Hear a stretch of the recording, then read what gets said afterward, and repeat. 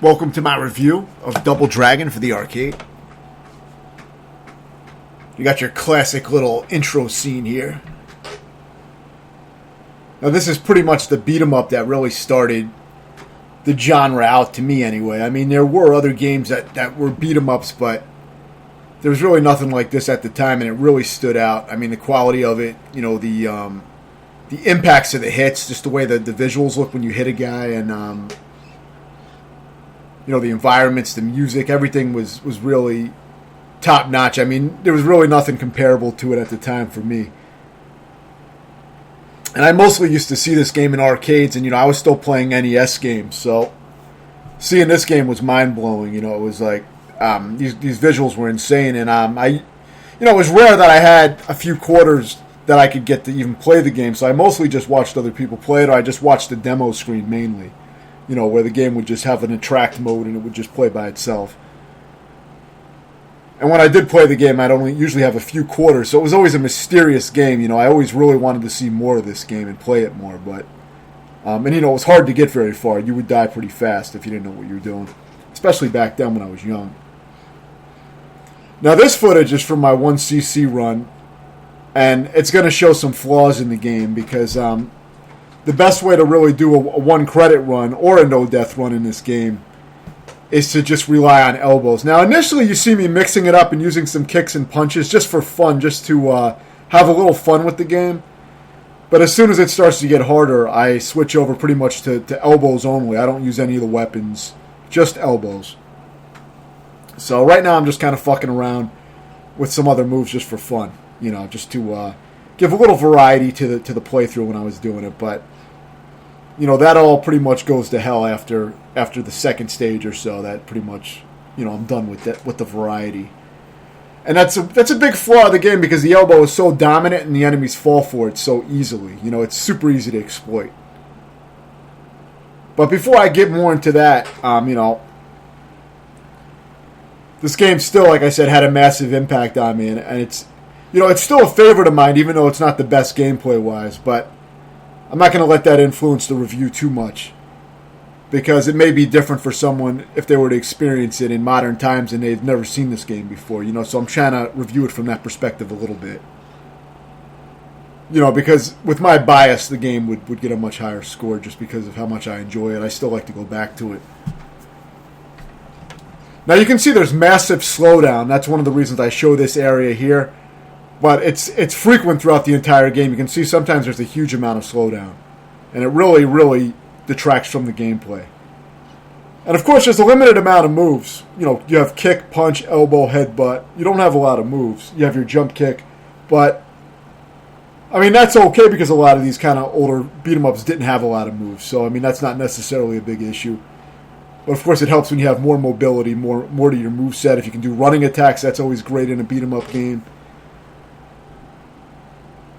But even with that, it's still a lot of fun. The hits are great.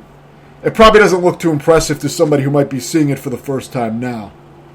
It's probably not a very impressive game because of the games that we have now are, fucking insane. But 2D beat-em-ups are not a genre that's really even that popular even today. I mean, you get the occasional indie game like Mother Russia Bleeds, which was fucking amazing. Now, my favorite beat-em-up of all time is Double Dragon Advance for the Game Boy Advance, and I have a review of that'll be up soon as well, so check that out. I'm going to post a link to my 1cc tutorial for this game, and it relies heavily on what you see me doing here. At this point, I'm starting to use the elbows heavily. I stopped fucking around. And that's a big flaw of the game, like I said, and the slowdown is a huge problem. And this is only on single player. You can play this game co-op, which is really cool, but it really is brought down by the amount of slowdown. When you have two players on screen at the same time with all the enemies, you get even more slowdown. So you see the game does suffer even more on two players, so that's a big problem. Like I said, there really is a lot of flaws, and the fact that you can just keep exploiting the same move again and again is a huge flaw in the AI, because they really fall for that move. And once you get into a rhythm with it, you can just keep it going and use it throughout the entire game. And I'm going to point out a few more flaws. You see, the platforming is shitty. The jumps really weren't designed. They're very narrow jumps. They really weren't designed to do platforming. They're more designed for, launching a jump kick at an enemy. They're very narrow, very narrow jumps that don't go far. They don't go very high or very far. So, Fortunately, there's only one platforming part in the entire game. It's that one little bridge that you have to jump. But I remember initially I would lose several lives on that just because of how shitty it controlled. The game controls fine, but the jumping controls like shit. And luckily there's only that one part, though. So once you learn it, you'll be able to do it every time you get to it. But you might have to practice it a little bit because it's a little harder than it looks. You think you can get closer to the edge when, in fact, you'll just fall in the water if you try to inch your way. So you got to jump with a little distance, before you do it. You don't want to be too far back because it's such a short jump. So it's a little irritating. So again, you see me exploiting these elbows again. And you're going to see a lot of this for the rest of the review from this point on. The biggest thing for pulling off a 1 credit run was the trap room. Since I knew this game very well, the next stage would be very, very random for me. And I'm going to show you what I mean. You're not going to see it to the full extent, but I'll explain it. Because this footage is from my 1 credit run, so in this run, things went well in the trap room, and that allowed me to get the 1 credit run and complete it. But usually my run pretty much ended in that area. But you can see this elbow works on every enemy in the game, pretty much. They'll all just walk towards it and get hit. You just got to keep a little bit of a gap. So now this is the final stage, which has a lot of bullshit. You'll see this wall right here with these blocks. Now, I got very lucky here where the blocks didn't come out and hit me. See, I was able to get past all these blocks without getting hit, and that's how I got the 1 credit run. I didn't get hit by the spear. Now, normally I would get hit by like at least 2 or 3 of the blocks, lose a life or 2, and then get hit by the spears as well. It's just very hard to predict, and it seems random as fuck, but I think there is a way to manipulate that section.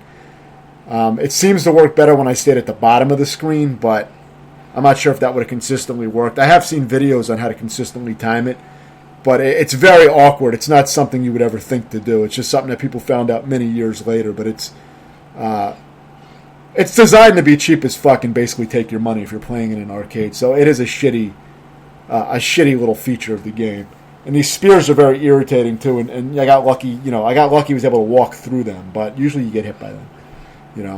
And I'm sure there are more consistent methods. But it's not really a fairly designed trap. The blocks and the spears just feel very cheap. I mean, there's not really much logic to how you dodge them, so it just feels like a cheap trap.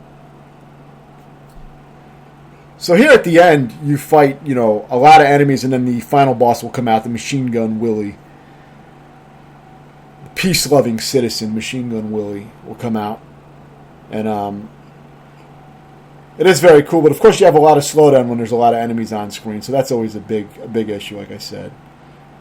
There's not a lot of enemy variety either. There's only a few different types of enemies, but part of that is just, from the time period. It can be in one of the first real beat-em-ups, I mean, there were others, but this was the first one that really felt special to me, Renegade was pretty shitty, and that was around this time, but I don't know if that came after this or before this, but those games are not anywhere near as good as this. But the game does have a lot of issues, though, so it's definitely far from a flawless beat-em-up.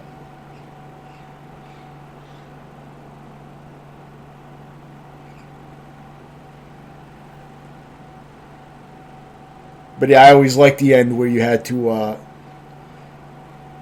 take out the henchmen and then finish off fucking Willie at the end. It was always cool. If you're playing on 2 players, then you have to fight your brother at the end as well. So the second player has to fight the first player, and whoever wins that fight will beat the game.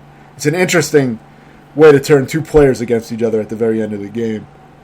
So only one person can beat the game if you're playing on 2 players, which is a unique feature. I've never seen that done before aside from this game. I think that's pretty cool. A fight to the death.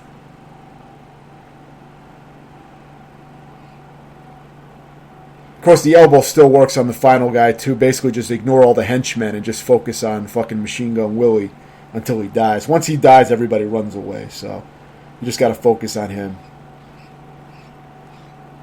There are some cheap techniques, I believe, to kill him really fast with the spikes. I think there's a really cheap method you can do, make him drop off the platform. But I didn't know how to do that. But this was when I completed my 1cc run. You see, it was very close. I was on my last life.